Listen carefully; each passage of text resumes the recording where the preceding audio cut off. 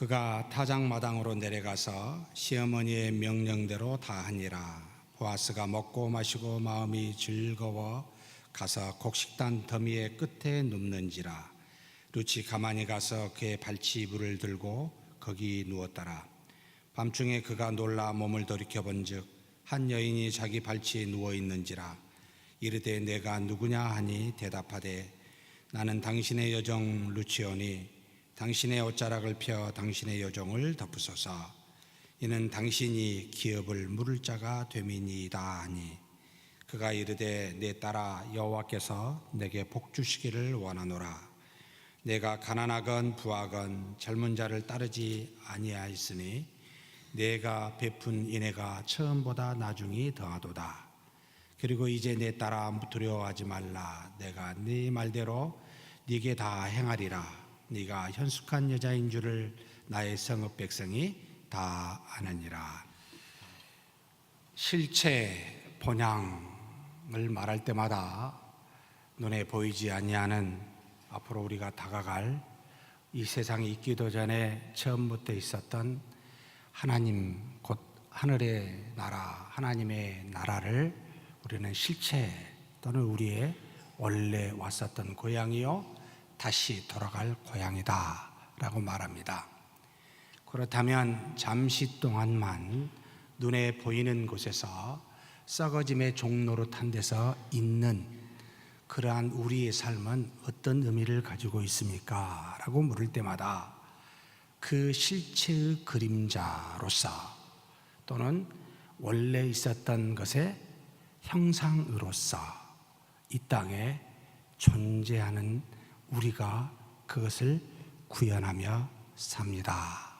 구약은 하나님이 택한 아브라함과 그의 후손의 나라로 이루어진 이스라엘의 역사가 곧 하나님의 나라의 그림자로서 보여준 것이요, 예수 그리스도께서 오신 이후의 신약 때에는 바로 교회, 우리라는 공동체가 영원한 하나님의 나라를 그림자로 보여주고 있습니다.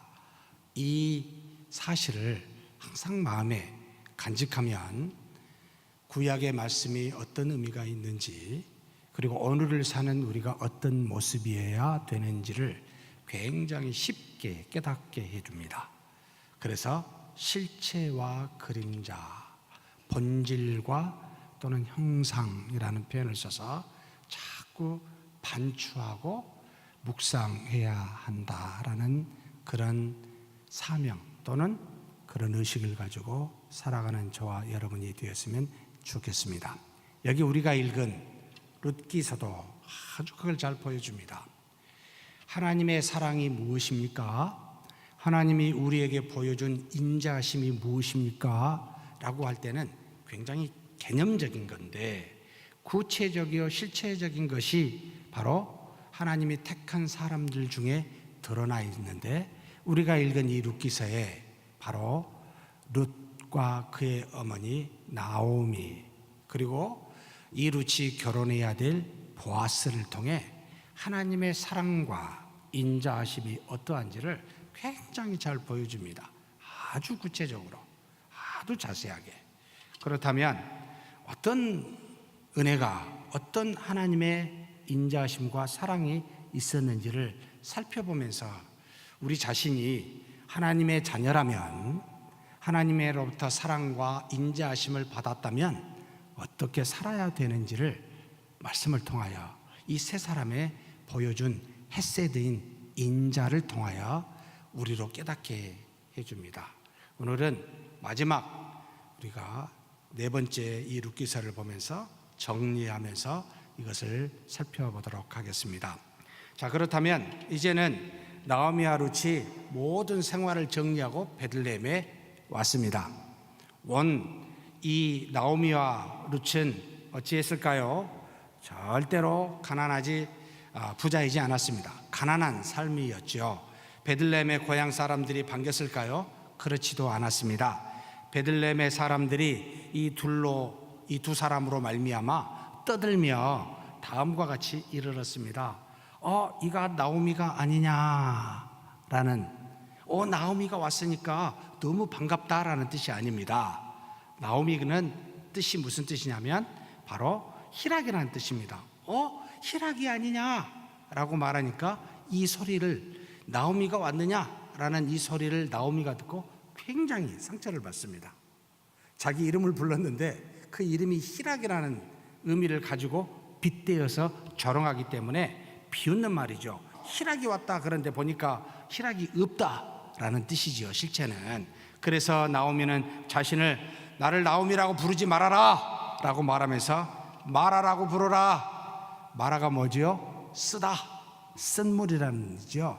인생의 고난과 역경을 맡고 있는 나는 쓴 사람이다. 그래서 앞으로는 조롱하니까, 환영하는 소리가 아니니까 나를 나오미라 부르지 말고 말하라 라고 그렇게 부르게 됩니다. 룻기서 1장 20절에서 21절 말씀입니다. 같이 한번 읽어보겠습니다. 나오미가 그들에게 이르되 나를 나오미라 부르지 말고 나를 말하라 부르라. 이는 전능자가 나를 심히 괴롭게 하셨음이니라. 내가 풍족하게 나갔더니 여호와께서 내게 비어 들어오게 하셨느니라. 여호와께서 나를 증발하셨고 전능자가 나를 괴롭게 하셨거늘 너희가 어찌 나를 나오미라 부르느냐라고 말합니다. 사실 어찌 보면 참 아프지요. 나오미다 나오미다라는 말이, 희락이다 희락이다라는 말이 굉장히 마음이 아픈 겁니다. 사실 참 우리는 너무나 쉽게 사람들을 있는 그대로 보면서 그 현상을 가지고 조롱의 대상으로, 비웃는 대상으로 삼습니다. 외모를 가지고 그리하기도 하고, 때로는 그 사람의 형편을 가지고 그리하기도 합니다. 빗대어서 말합니다. 저 사람이 무슨 죄를 졌기에 저런 고난을 받을까? 수많은 사람이 어렸을 때, 태어날 때부터 눈 앞을 보지 못하는 봉사를 향해 저 사람의 죄 때문인가, 부모의 죄 때문인가, 누구 때문인가, 저가 하나님의 은혜를 받았더라면 그리하지 아니하였을 텐데 라고 조롱하게 됩니다. 비웃게 됩니다. 특별히 이와 같은 신앙관을 갖고 있는 사람들이 많이 서울에서 모여 산 섬이 있습니다. 우리는 여의도라고 부릅니다. 그곳에 있는 그 어떤 큰 교회는 굉장히 오중 축복이요, 삼중 축복이라는 말로 하나님의 자녀이면 복을 받아야지 어떻게 이런 고난이 있습니까? 라고 말하면서 굉장히 어렵고 힘든 사람들을 힘들게 교회 안에서 만드는 그런 어려움, 아픔들을 제공하고 있습니다. 여러분, 하나님의 자녀들은 우리가 궁극적으로 하나님으로부터 복을 받았다라고 할 때는, 여러분, 이 땅의 복은 복이기도 하지만은, 바라크라고 하는 복이기도 하지만은, 여러분, 그건 굉장히 작습니다. 가장 위대하고 궁극적인 영원한 복은 하나님의 나라에 있습니다. 이걸 공짜로 줬어요. 이것은 모두에게 줬어요. 이 한 가지만 가지고서도 굉장히 큽니다. 그런데 이 땅에서 사는 이 복 가지고 그 사람의 궁극적인 복을 여러분 말할 수 있습니까? 오늘 하루 여러분이 너무 기쁘게 살았어요. 그러면 나머지 모든 날이 다 복되다고 말할 수 있습니까? 반대로 오늘 하루 너무나 고난하고 힘들게 살았어요. 나머지 모든 날이 전부 고난이 있고 힘들다고 말할 수 있습니까? 여러분, 우리가 사는 이 세상은 얼마만큼의 세상이라고요? 아침에 안개와 같은 세상이라고 성경은 말합니다. 잠시 있다가 사라지는 걸 가지고 여러분 판단하게 되면 그 뒤에 있는 영원한 걸 가지고 여러분 그걸 무시하게 됩니다. 그래서 그런 판단을 말아야지요. 지금 베들레헴의 사람들이 그렇게 이야기하니까 나는 나오미다 라고 이야기를 합니다. 그런데 어찌됐든 그와 같은 상태, 고난의 상태, 아무것도 없는 가난한 상태의 이 두 사람은 이 베들레헴 고향에 오게 됩니다. 그런데 여기에서 이 나오미의 며느리인 룻이 보여준 그의 헤세드, 인자함은 무엇이었습니까? 그가 이 시어머니 나오미에게 보인 사랑이 무엇이었습니까? 바로 2장 2절 말씀에 있습니다. 한번 같이 읽겠습니다. 모압 여인 룻이 나오미에게 이르되 원하건대 내가 밭으로 가서 내가 누구에게 은혜를 입으면 그를 따라서 이삭을 줍겠나이다 하니 나오미가 그에게 이르되 내 따라갈지어다 하매. 여러분, 먹을 것을 구하기 위해 룻은 나오미에게 지금 다음과 같이 말한 것이지요. 내가 밭에 가서 누구의 은혜를 입으면 그 이삭을 줍겠습니다. 지금 당장에 먹고 마실 만한 양식이 없으니 내가 그 일을 하겠노라고.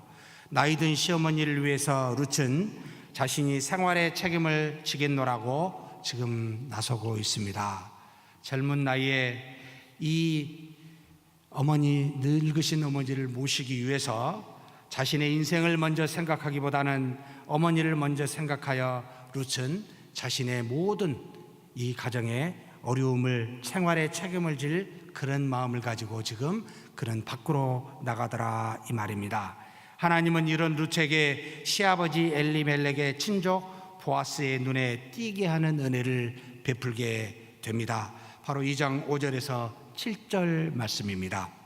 보아스가 베는 자들을 거느린 사환에게 이르되 이는 누구의 소녀냐? 룻을 보고 지금 묻는 것이지요. 베는 자를 거느린 사환이 대답하여 이르되 이는 나오미와 함께 모압 지방에서 돌아온 모압 소녀인데, 아직 어리죠. 젊은 소녀인데 그의 말이 나로 베는 자를 따라 단 사이에서 이삭을 줍게 하소서 하였고 아침부터 와서는 잠시 집에서 쉰 외에 지금까지 계속하는 중이니이다. 지금 두 가지를 보여주고 있습니다. 모압 여자입니다. 젊습니다.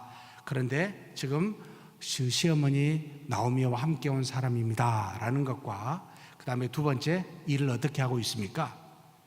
잠시 아침부터 와서 잠깐 집에 가서 쉰 것 외에는 종일 지금까지 일하고 있는, 성실하게 일하고 있는 소녀입니다 라는 것을 보여주고 있습니다. 한마디로 룻은 어머니 나오미를 위해서 그 집을 책임지려고 열심히 일하고 있는 인자함과 사랑을 지금 베풀어 보여주고 있습니다. 그런 사람에게 하나님께서 여러분 인자하심을 베풀지 않겠습니까? 그래서 하나님은 보아스의 눈에 띄게 했고 그로 하여금 누구인지를 확인하게 하는 그런 은혜를 베풀게 됩니다. 곧 다음의 역사를 하나님이 계획하고 준비해 가고 계시는 모습이 나타난 것이지요. 그런데 이와 같은 놀라운 하나님의 은혜는 보아스를 통해서 이제는 증거하고 나타내 보여주고 있습니다. 보아스가 보여준 헤세드는 무엇이었습니까? 인애를 가진 자에게 인자하신 하나님이 그 역사가 이루어진 것이 너무나 당연함을 우리에게 알려주고 있습니다. 하나님은 보아스를 통해 하나님의 인자를 보이십니다. 바로 8절 9절입니다. 같이 한번 봉독하시겠습니다. 보아스가 룻에게 이르되 내 딸아 들으라. 이삭을 주우러 다른 밭으로 가지 말며 여기서 떠나지 말고 나의 소녀들과 함께 있으라. 그들이 베는 밭을 보고 그들을 따르라. 내가 그 소년들에게 명령하여 너를 건드리지 말라 하였으니라. 목이 마르거든 그릇에 가서 소년들이 기러온 것을 마실지니라 하는지라. 두 가지를 줍니다. 다른 데 가지 말고 너는 내 밭에 머물러라. 내가 베는 소년들에게 절대 너를 뭐라 하지 말고 건들지 않을 테니까 다 따라다니면서 이삭을 주우라 라고 하는 것과 그 다음에 두 번째, 집에 가서 먹고 오지 말아라. 내가 소년들에게 말할 테니까 먹고 마실 수 있는 것을 그들에게 달라면 줄 테니까 그곳에 계속 이곳에 머물러서 이삭을 주우라 라고 보아스를 통해 하나님께서 그 룻의 인자함을 하나님이 갚아주고 계십니다. 룻이 이방 여인인 자신에게 베푼 은혜에 감사합니다. 감사하다고 보아스에게 이야기합니다. 그러자 보아스가 다음과 같이 유명한 말을 하지요. 같이 한번 읽겠습니다. 11절 12절 말씀입니다. 보아스가 그에게 대답하여 이르되 내 남편이 죽은 후로 내가 시어머니에게 행한 모든 것과 내 부모와 고국을 떠나 전에 알지 못하던 백성에게로 온 일이 내게 분명히 알려졌느니라. 여호와께서 내가 행한 일에 보답하시기를 원하며 이스라엘의 하나님 여호와께서 그의 날개 아래 보호를 받으러 온 내게 온전한 상 주시기를 원하노라 하는지라. 지금 보아스가 어떤 상태죠? 룻의 이야기를 들었던 겁니다. 어머니 나오미를 따라서 자신의 고향 나라를, 그 친족을 떠나서 여기까지 왔다는 것을, 그래서 참 대단하다라고 생각했다는 것을 먼저 밝히고 있고, 그러면서 보아스가 이 룻을 향하여 무엇을 이야기합니까?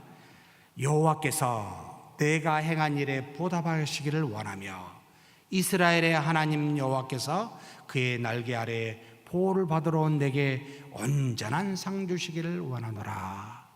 참 하나님의 눈을 가지고 바라보고 있습니다. 룻이 어떻게 행동했는지를 알고 하나님의 눈을 가지고 하나님으로부터 상과 하나님으로부터 보답해 주기를 원하는 그런 마음을 갖고 있습니다. 사랑하는 성도 여러분, 사실 이런 마음을 갖는 것은 하나님이 주셔야 가능합니다. 우리가 누군가를 보고 어떤 행동에 대해서 판단할 때마다 저 사람이 하나님으로부터 복을 받기를 원합니다, 저 사람이 하나님으로부터 많은 상을 받기를 원합니다 라고 여러분 기도하신 적이 있습니까? 이건 하나님이 주신 마음이요 하나님의 뜻이기도 합니다. 사실 하나님께서는 이 보아스를 통해 그렇게 말하게 하셨고, 또 이 보아스를 통해 그와 같은 일을 하시기도 합니다. 우리가 누군가를 보고 이와 같은 긍휼의 마음, 인자한 마음을 갖게 되는 것은 여러분 하나님이 주신 마음입니다. 그러니 그 주신 마음을 따라 그대로 말하고 그대로 행하십시오. 그리하였을 때 우리는 하나님의 의의 도구가 됩니다. 곧 하나님 편에 서서 하나님의 복을 전달해주는 통로가 됩니다. 저는 종종 하나님으로부터 복을 받는 자보다는 하나님으로부터 그 복을 전달해주는 자, 통로가 된 자가 훨씬 더 복되다고 믿고 있습니다. 그래서 받는 자가 되기보다는 주는 자가 되어야 되는데, 하나님이 우리를 통해서 누군가에게 복을 줄 수 있는 사람, 하나님이 왜 아브라함을 먼저 택하셨을까요? 왜 하나님이 먼저 유대인을 택하셨을까요? 모든 민족에게 복을 주시려고, 제사장의 나라로 아브라함과 그의 후손을 삼으셨습니다. 왜 하나님이 우리를 먼저 하나님의 자녀되게 하셨을까요? 이후에 세워질 자녀들을 위해서 하나님이 우리를 통해 일하시려고.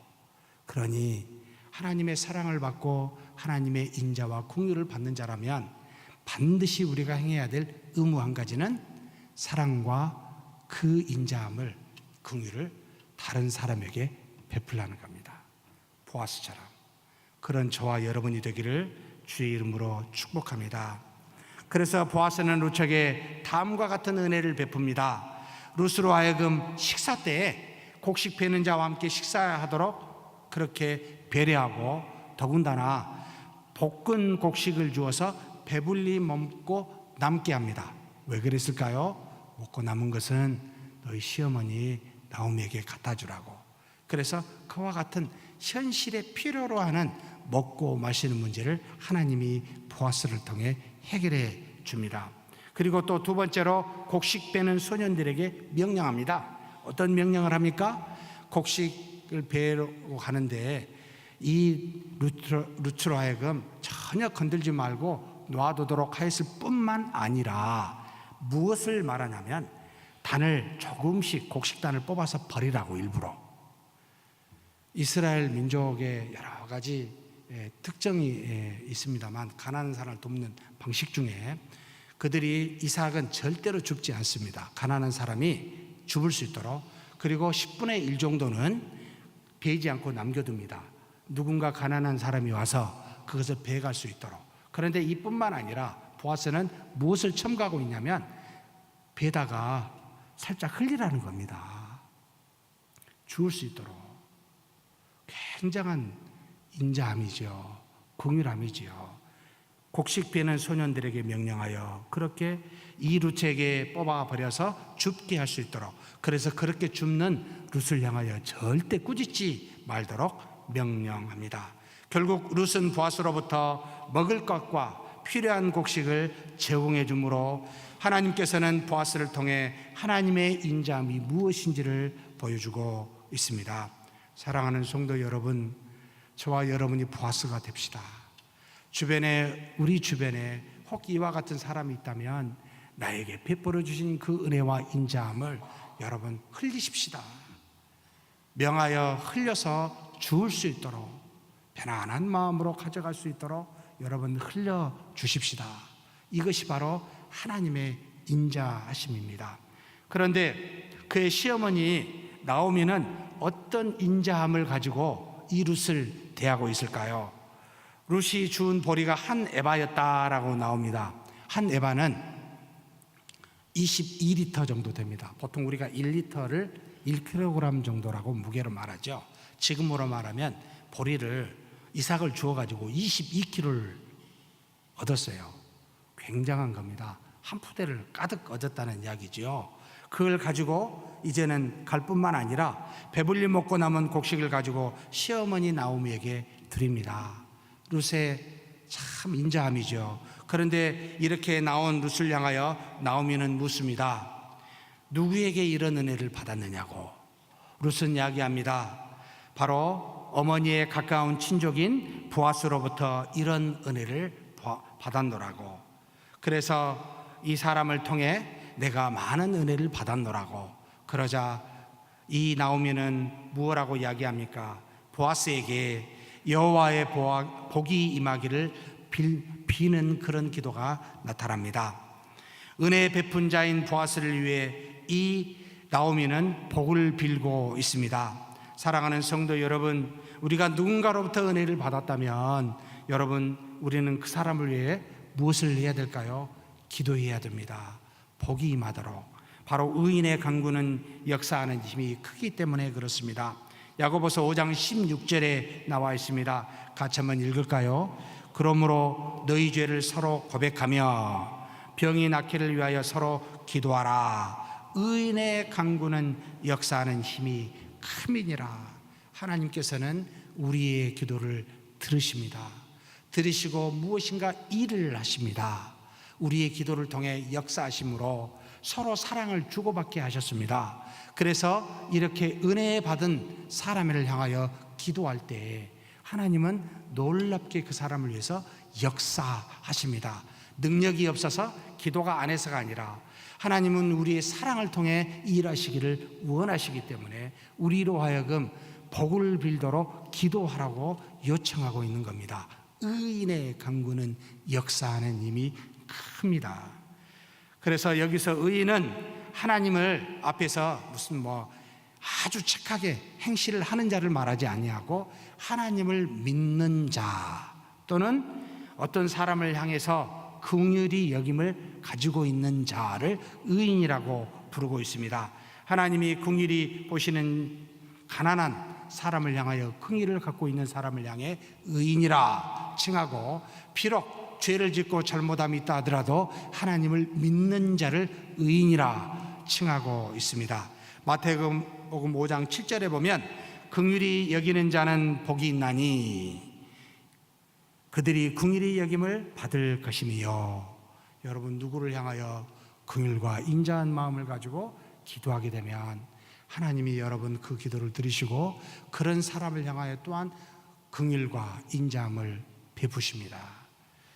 그렇게 이 나오미는 보아스를 향하여 은혜 받은 사람을 향하여 복을 빌고 있습니다. 이뿐만 아닙니다. 바로 이 나오미는 며느리 룻을 위해서도 인자함을 베풀고 있습니다. 룻을 위해 장래를 생각하고 그가 안전히 거할 곳, 결혼할 곳을 찾는 장면이 바로 3장 1절에서 4절에 나타납니다. 같이 한번 봉독하시겠습니다. 룻의 시어머니 나오미가 그에게 이르되 내 딸아, 내가 너를 위하여 안식할 곳을 구하여 너를 복되게 하여야 하지 않겠느냐. 무슨 뜻이죠? 내 딸아, 내가 너를 위하여 안식할 곳을 위하여 너를 복되게 하여야 하지 않겠느냐.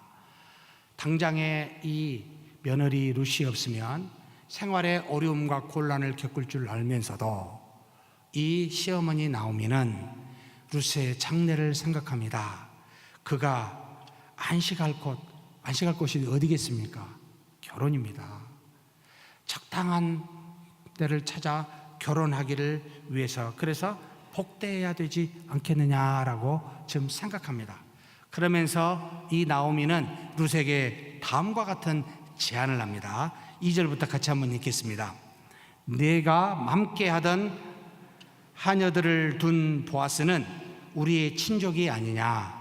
보라, 그가 오늘 밤에 타작 마당에서 보리를 까불리라. 그런즉 너는 목욕하고 기름을 바르고 의복을 입고 타작 마당에 내려가서 그 사람이 먹고 마시기를 다 하기까지는 그에게 보이지 말고, 그가 누울 때 너는 그가 눕는 곳을 알았다가 들어가서 그의 발치 이불을 들고 거기 누우라. 그가 내 할 일을 내게 알게 하리라 하니. 지금 시어머니는요, 다른 생각이 없습니다. 지금 이 나오미는 룻이 어떻게 하면 은혜를 베푼 이 보아스에게 후처로 들어갔었으면 하는 마음이 강력하게 갖고 있습니다. 그래서 오늘은 이제 다 하고 즐겁게, 이 추수가 끝나고 즐겁게 잔치를 베푸는 날인데 나는 깨끗하게 목욕하고 좋은 옷을 입고 처음에 보이지 말고, 처음에 보이면은 그냥 나중에는 별로 그렇게 예쁘게 안 보일 거 아니에요. 그러니까 나중에 예쁘게 보이도록 딱 그때 먼 발치에 있어서 잠잘 때 살짝 옆에 누우라. 그러면 어떻게 될지 그가 말할 것이다. 되면 되고 안 되면 안 되고, 그러니까 그렇게 하라라고 순전히 이 룻을 위해서 그 같은 제안을 합니다. 근데 룻은 어머니의 제안을 받아들입니까? 안 받아들입니까? 받아들입니다. 자신의 살 길을 위해서 받아들이는 게 아니었습니다. 놀랍게도 룻은 다른 생각으로 받아들입니다. 그 뒤에 룻은 자신에게 친절한 보아스에게 후처로만 갈 수 있다면 이 길이 어머니 나오미를 위해서 최선이라고 생각해서일까요? 그래서 내가 돈을 유력했다고 보아스가 나오는데 부자란 뜻입니다. 그러면 결혼해서 후처가 되어 그 가난함을, 어머니의 가난함을 해결해 줄 길을 찾아서 주려고 결혼의 생각을 했을까요? 그 정도가 아니었습니다.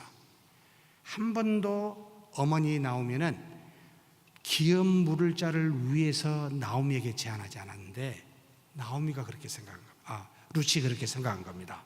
왜냐하면 고엘 제도에 대해서 바로 이미 이 사실을 룻이 알았기 때문입니다. 바로 3장 9절에 그렇게 말합니다.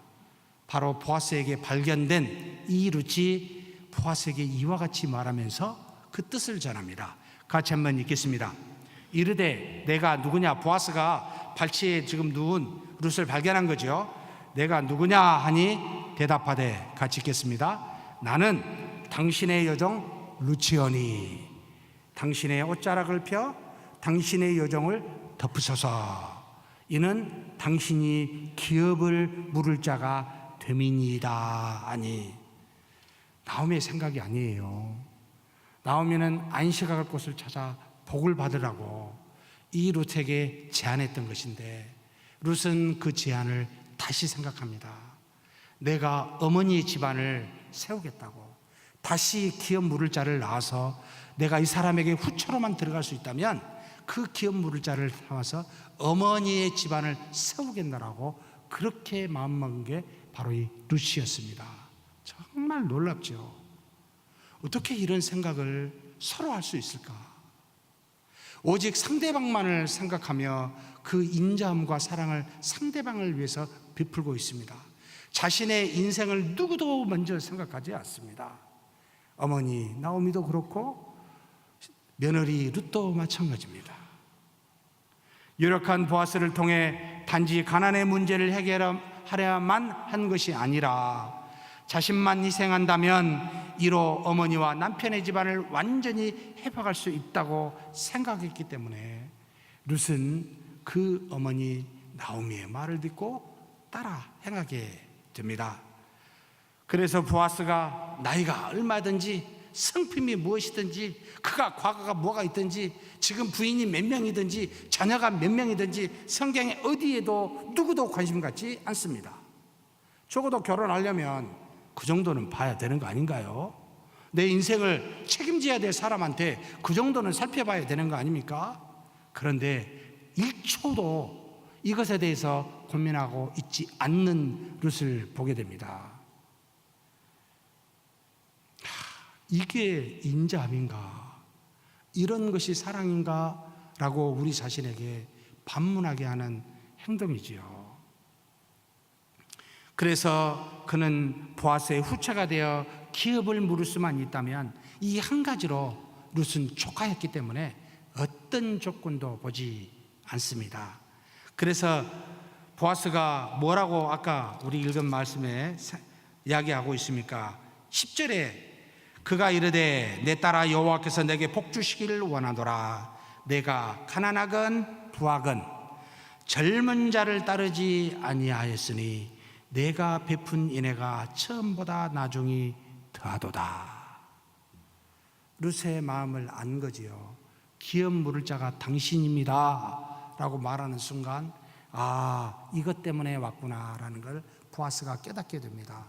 그래서 가난하든 부하든 젊은 사람을 찾는 다른 일반 여자들과는 젊은 여성들과는 다르게 너는 하등에 이런 건 문제 삼지 아니하고 기업 물을 자를 위해서 나이든 나에게 이미 부인이 있는 나에게 후차라도 되려고 오는구나.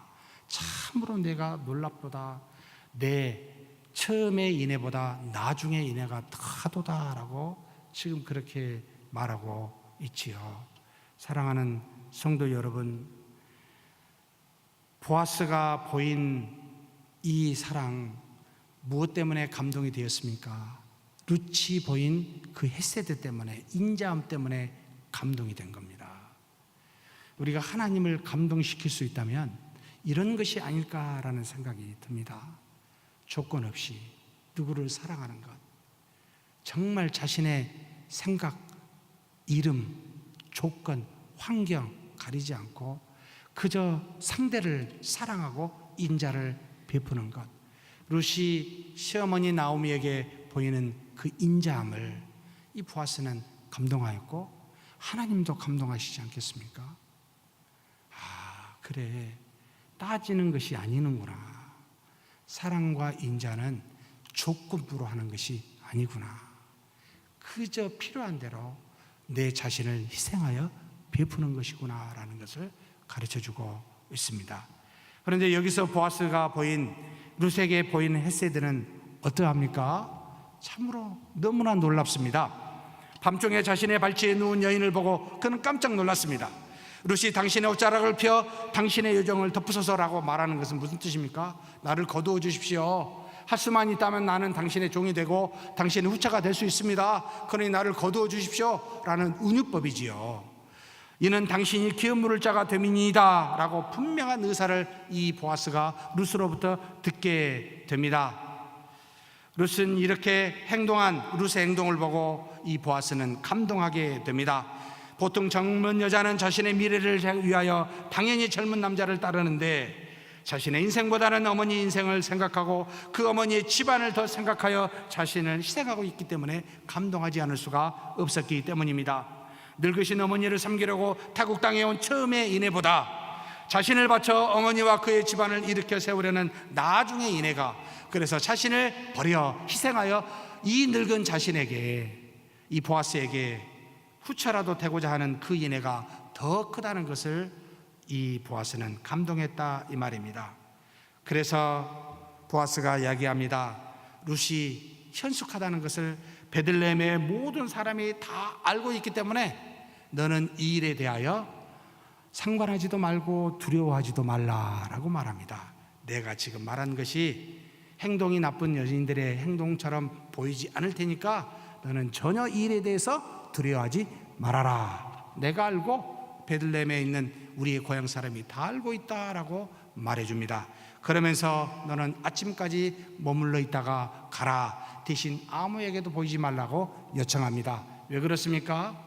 기업 물을 것에 대한 것 때문에 이 일을 하기에 먼저 기업 물음에 대해서 상의하여 혹시 다른 사람으로 하여금 짜고 하는 그와 같은 조작임을 보이지 않도록 하기 위해서 다른 사람에게 보이지 말라고 요청하며 다음날 아침 일찍 일어나 보아스는 기업 물을 것에 대해서 진행하게 됩니다.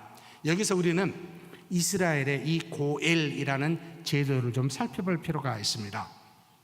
고엘이라고 표현한 것은, 고엘은 히브리어인데 무슨 뜻이냐면 물으다, 되찾다 또는 구속하다 라는 그와 같은 이름입니다. 누가 생각이 나죠? 예수 그리스도가 생각이 납니다.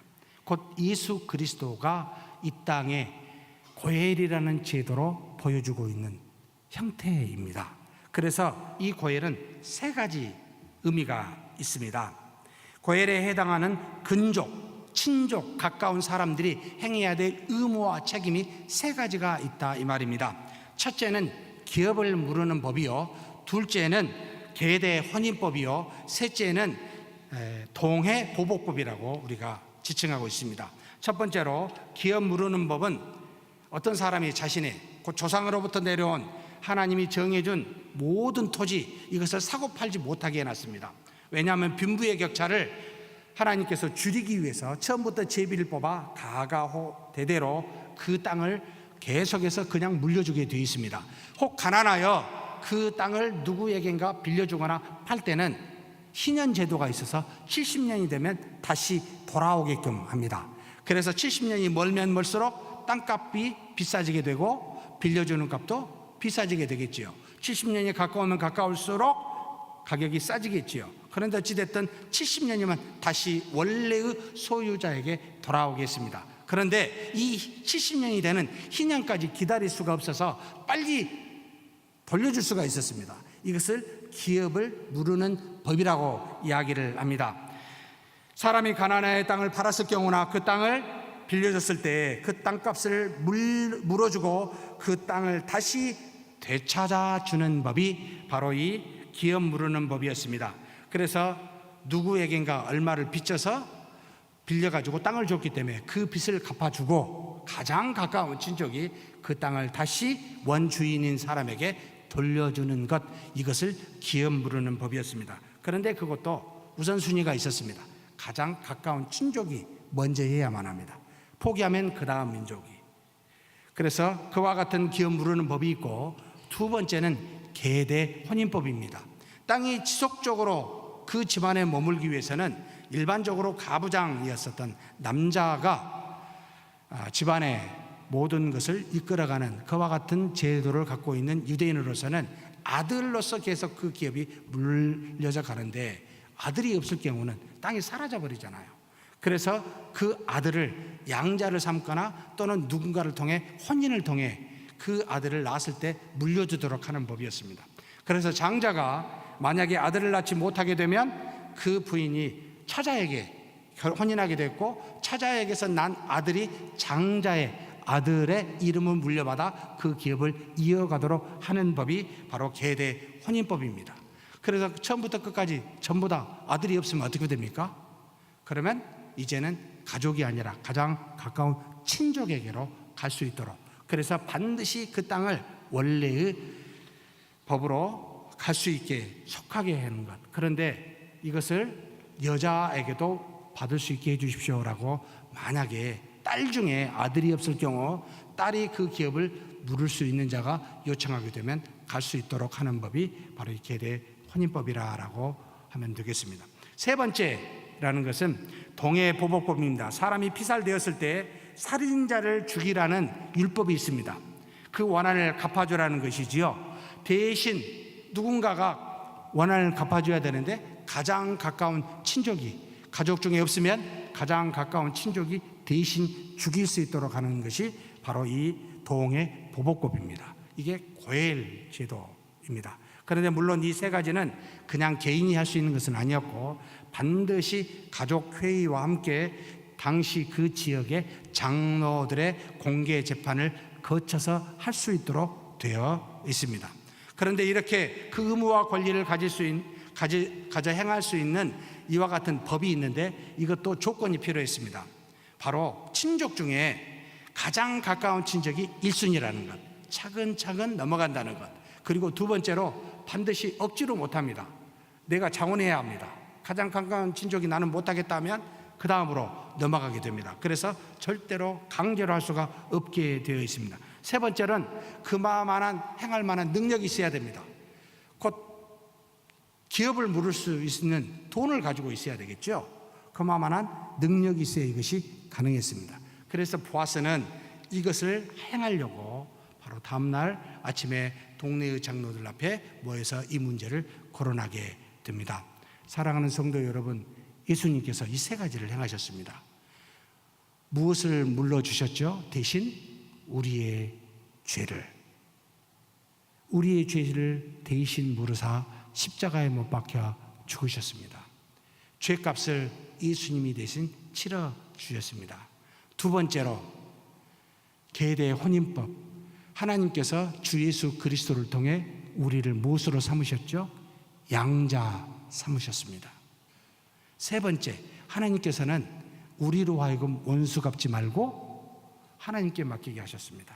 원수 갚는 것은 하나님께 하셨습니다. 결국 모든 보복도 하나님 안에서, 그래서 사실 이 고엘 제도는 그대로 예수 그리스도의 역할을 이 땅에서 제도로 우리에게, 특별히 이스라엘 백성인 그 나라에 행하여 그리스도를 그림자로서 보여주게 했습니다. 보아스가 정확하게 이 세 가지 중에 두 가지를 했어요. 첫째는 기업을 물려줬습니다. 이 엘리멜렉의 가문에 그가 기근 때문에 먼 타지로 가기 전에 가진 모든 땅을 팔았을 때 그 판 사람에게 다시 사야만 했습니다. 그런데 다시 살 수 있는 사람이 자기가 아니라 더 가까운 친족이 있기 때문에 먼저 물어야 했습니다. 이 기업을 물고 싶은데 당신이 할 수 있으면 하십시오. 안 한다고 하니까 왜 안 하겠습니까? 자기 가문도 아니고 희년이면 돌아가야 될 어차피 갈 땅인데 왜 내가 내 생돈을 주고 물어줘서 미리 이 사람에게 기업을 다시 되돌려줄 이유가 있겠습니까? 웬만해서는 안 합니다. 지극히 가까운 친족, 정말로 사랑하지 아니하면 안 하게 되어 있습니다. 그래서 가까운 친족은 안 한다기 때문에 보아스에게 옵니다. 보아스가 자신의 돈을 가져다가 이 나오미의 집안에, 엘리멜렉의 집안에 모든 땅을, 그 샀던 사람을 그 값을 되돌려주고 다시 사는 일을 행해야 했습니다. 그럼 그 땅은 누구 것이 되어 있죠? 보아스에게 넘어온 겁니다. 근데 보아스의 것으로 삼았느냐? 아닙니다. 두 번째, 보아스는 희생을 했습니다. 바로 룻과 결혼을 합니다. 그리고 우리의 룻에게서 난 자녀에게 뭐요? 이 땅을 기업으로 줍니다. 결국 자신의 아들을 이제는 다른 사람에게 양자로, 엘리멜렉의 양자로 삼게 하여 자신의 돈으로 주고 산 그 땅을 그 아들에게 그대로 물려주어 이제는 자신의 지방과는 상관없이 자신의 아들과 그 땅을 그대로 주는 희생을 감수합니다. 여러분, 누가 연상이 되죠? 예수 그리스도가 연상이 되는 겁니다. 자신을 바쳐 죄의 값을 다 지고 하나님의 나라를 우리에게 그 양자를 삼아 주는 그리스도를 우리에게 그림자로 보아스를 통해 보여주고 있습니다. 이게 바로 사랑이요, 이게 바로 인자비라는 겁니다. 사랑하는 성도 여러분, 우리는 그런 은혜를 그리스도로부터 받았습니다. 그렇다면 이처럼 크지는 않지만 우리가 베풀어야 될 사람들에게, 어렵고 힘든 사람들에게 여러분 이런 인자함을 보여주십시다. 정말로 이 햇새들을 보여줍시다. 그 사람에게 있는 어려움과 아픔들을 대신 짊어줍시다. 그리고 그가 하나님의 자녀로서 일어설 수 있도록 도와줍시다. 이게 바로 나오미도 보여줬고 룻도 보여줬고 보아스도 보여줬습니다. 결국 룻기서는 그리스도의 사랑이 구체적으로 무엇인지를 지금 우리에게 보여주고 있는 말씀입니다. 하나님을 사랑한다면 이웃의 사랑을 이렇게 하라는 겁니다. 그렇게 행하는 저와 여러분이 되기를 주의 이름으로 축복합니다. 하나님 아버지, 감사합니다. 우리 주 예수 그리스도께서 우리의 죄를 대신하여 십자가에 죽으시는 성량으로 우리의 죄를 물러주시니 감사합니다. 그 은혜를 받았을 뿐만 아니라 우리 주 예수 그리스도께서 주님께서 가지신 영원한 나라를 우리로 하나님의 자녀가 되어 그 기업을 허락하여 주시니 감사합니다. 이제는 양자로서 그 기업 물을 자가 되어 하나님의 나라를 상속받았사오니 이제는 이 땅에 사는 하나님의 자녀된 우리가 하나님의 아들인 수많은 사람들에게 그와 같은 사랑과 인자를 베푸는 자 되게 하여 주시옵소서.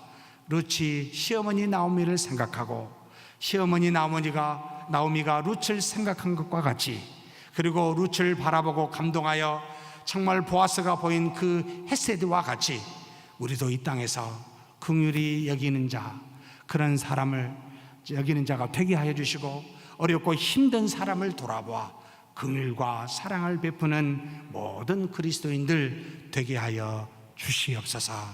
우리 주님 예수님의 이름으로 기도하옵나이다. 아멘.